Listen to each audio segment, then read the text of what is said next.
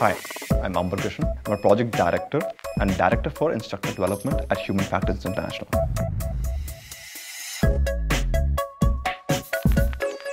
So companies leverage a multitude of channels to engage their customers. And often these channels are owned by the different verticals. For example, the marketing would own a different vertical, technology will own a different vertical. And often these departments don't talk to each other because they feel that their perspective on how the footprint should be coming out is the best.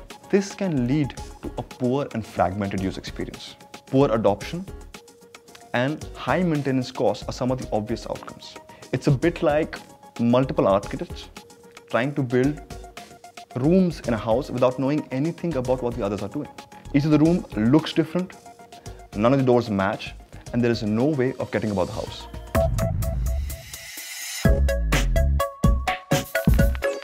It's very big.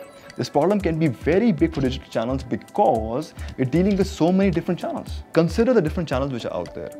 Consider there are tablets, there are televisions, there are computers, there are mobile phones. And even with something called mobile phones, there's so many different types of devices out there. There's so much fragmentation to deal with. The issues which are involved with creating experiences across these devices are not understood by companies. They don't understand how to build cross-channel relationships across the different devices.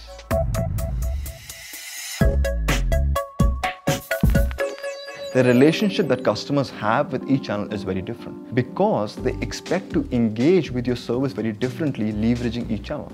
Research says customers live multi-screen lives, which means they engage with different screens. A television screen, a mobile phone screen, a tablet screen, a computer screen.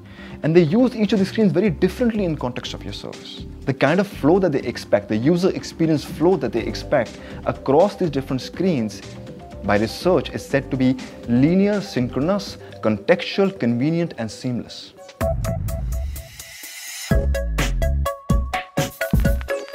Obvious first step here is to build a user experience strategy based on an ecosystemic understanding of how your users engage with each digital channel. It's essential to build a pervasive information architecture which provides the overarching framework for building cross-channel relationships. Based on this blueprint, you can leverage the strengths of each channel and build a user experience flow which spans across.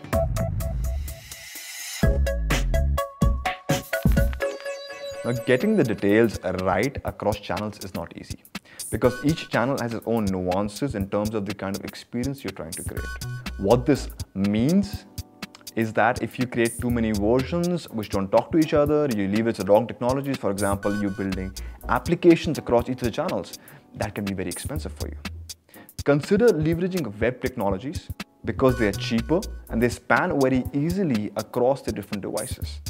Responsive web design methodology, very current thinking, talks about how can you create a contextualized experience for each of the channels at the same time providing a user experience flow that spans across.